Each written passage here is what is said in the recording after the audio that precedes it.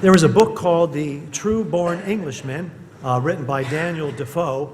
I never read the book, but years ago, I saw this quote from the book in another article that I was reading, and then I looked at, online to find the quote in the book again, because it really struck me. So I'm going to give you the quote right now, and I think it's perfect for our lesson today and for what we hear in the scriptures and what I'm going to preach about. So what Daniel Defoe says in the book that really struck me was this: wherever God erects a house of prayer, the devil always builds his chapel there.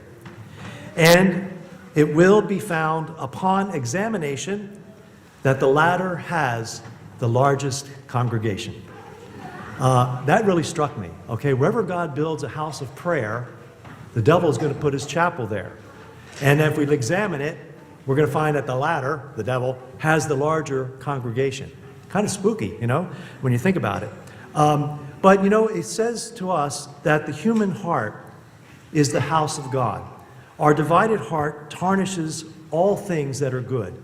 And if we allow our heart to give into evil things, that divided heart will again bring God's chapel and allow that chapel to have the devil's chapel there as well. So we look at the life of all people, whether we are men or women, whether we are clergy, whether we are laity, we have at times a divided heart. And we can take that divided heart wherever we go. And so we bring our weaknesses and sinfulness even into God's house. Now, in one way, that is a very good thing, because if we have a humble heart, and that's why we have a penitential rite at the beginning of every Mass, to recognize that we ourselves are sinners.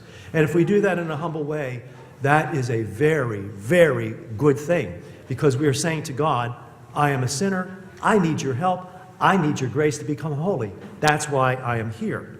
But if we are prideful, and we are arrogant, and we are indifferent, then we can create God's chapel in here and then bring it everywhere we go. And so that's what Jesus encountered in today's gospel. Precisely, first of all, John moves things around. This actually took place on Monday of Holy Week, all right? We're not there yet. John puts this at the very beginning of his gospel. So he records three Passovers. First one here, okay? Jesus' first Passover is public ministry, the cleansing of the temple. And he puts it here, even though it happened during Holy Week, he puts it at the beginning of the gospel to set the stage for the rest of the gospel. Then the second time will be in the wilderness in chapter 6 with the bread of life discourse. We're also told Passover was near, and Jesus gives the bread of life discourse. And then the third time is the actual Passover itself where Jesus is killed. So he places it here because it talks about the theme of temple and the body. And we'll have that theme in the bread of life discourse. Jesus is the bread of life. His temple is the body. I will give you my body and blood. Here he says, destroy this temple. I'll raise it in 3 days. And then it actually happens at the Passover and the Passion Week, where his temple is destroyed in death and raised up in glory. So this theme of the temple and his body are the key significant points John wants to make for each of these Passovers leading up to his final passion, death, and resurrection. So what happens here, we ask ourselves, was Jesus against the sacrifices of the temple? The answer is no. We find over and over again in the scriptures, Mary and Joseph and Jesus all fulfilled the law of Moses and offered sacrifices in the temple. As a matter of fact, they make a point that they were faithful to fulfilling God's law and coming to the temple to offer the sacrifices. So Christ was not against that. Was Christ against the exchange of coins? The answer is no. Again, because of God's law, Moses' law, first commandment, thou shalt not have false gods before me. They were not allowed to use Roman coins, the denarius, with the emperor's image on it. And on the other side, he claimed to be a divine God. That's blasphemy. That's against the first commandment. So even Mary and Joseph, when they went to offer their offerings and sacrifices at the temple, all through Jesus' young years in life, exchanged money for the Jewish shekel in order not to break the first commandment. So Jesus was not against that because that was a good thing. Was he against the temple tax?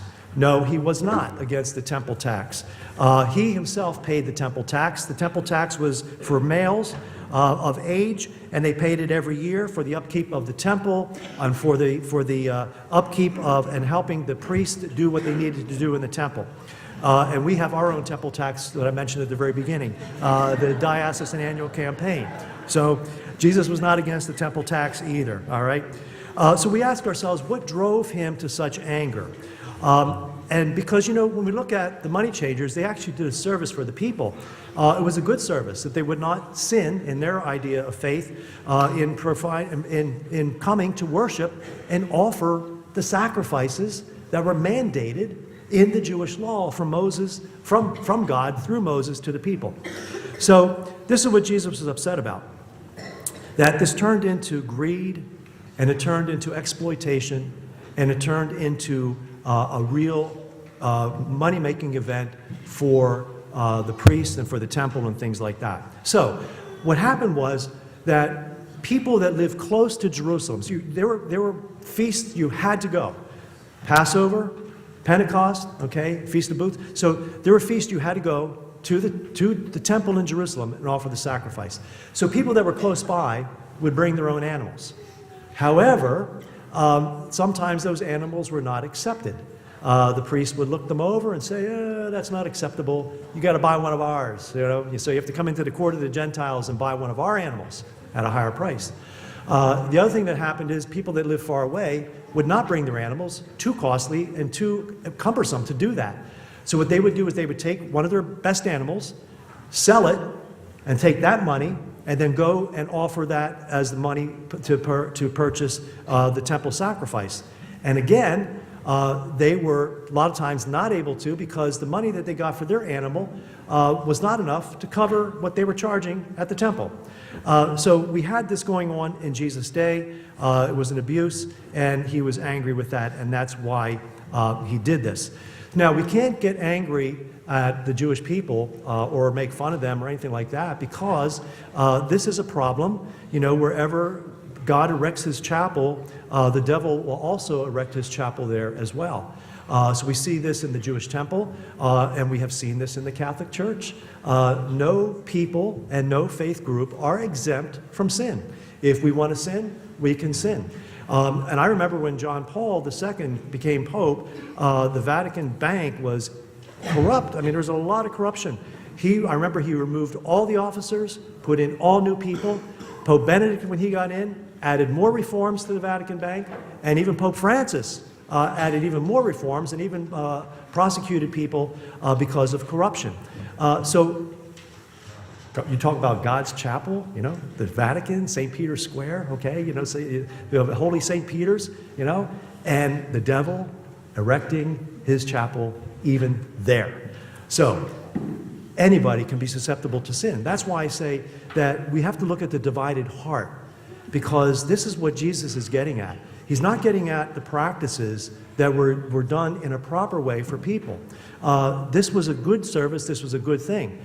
What Jesus was upset about was the exploitation and the greed and actually ripping off, especially the poor. When you think about it, the poor who came there and were not able to afford a sacrificial animal could not worship. They couldn't fulfill the law. It's crazy. How could this be? Would Moses want that? No. Would God want that? No, not at all. Okay? Now, the Levitical priests were not allowed to own property. They were not allowed to own homes. They didn't even have a territory. The 12 tribes had their territories. The tribe of Levi did not. But it was already mandated in the Jewish law that people supported the Levites and the priests and their families with monetary gifts and also food. Part of the sacrifices would go to them. They would get the right leg, they would get the jowls, and they would get sometimes the stomach, which, if you like hog maw, great, but they would be provided for because they gave up land and property to serve in God's temple. But then again, corruption can come in. We look at the Middle Ages in the Catholic Church. We look at, Martin Luther putting the 95 Theses on the cathedral door. Most of that dealing with corruption. Selling indulgences, selling blessings, and things like that. Selling spiritual goods, spiritual graces. How can you do that? You can't. It's corruption. Okay, so we can all have a divided heart. Wherever God erects his chapel, the devil can also build his chapel there. And so when I look at our church, a priest has to think about this, a pastor does anyway, like, what do we do here, okay? Are we following God's law? And are we doing it in the spirit of the law? Because we sell lots of things here too, don't we? I mean, we have peanut butter eggs for sale, we have coal tickets for sale after Mass, the CCW sell things, the Knights of Columbus sell things, the church sells things, okay? So I, as a pastor, have to look at all that. I approve it all, so I have to answer to God for all this. But what I look at is like, what is the spirit of the law? Okay? Jesus paid the temple tax, okay? He offered the sacrifices, he did all those things as well. So we have to look, are we doing the right thing? And in my estimation, I would say, yes, we are. The bishop is, the diocesan annual campaign goes on every year to supply, and we have, by the way, we have the Heidelballs highlighted in our brochure, our insert in the bulletin, because the diocesan annual campaign funds a lot of ministries that are universal throughout the diocese, not just particularly for a church, but also for other people and for other ministries. So it highlights the vocations of Mike and his son Drew, and how that the diocesan annual campaign helps with that in their education and other, and actually, securing seminaries and seminary training, and also good professors to train our diaconate candidates studying for the diaconate. So when I look at all we do and we think about it, some of the fundraising helps our church, okay, which we have to pay our bills, just like the temple tax, they had to pay for things in the temple. We have to pay our bills too, okay. We also, for the Knights and for the CCW and anybody else here, and even the church, almost all the other projects go to help charities and help other ministries. So we're helping, New Hope. We are helping with we're helping pregnancy centers. We are helping with clothing banks. We're helping the poor in our area here, the West Shore, and also in the East Shore. Okay, we're helping in donating monies that help with food and food pantries in the West Shore and East Shore. So I look, and we always say what we're doing it for. And the knights and the ladies always put a thank you in there. Say thank you. This is what we collected for the help with this particular charity or this particular charity or that.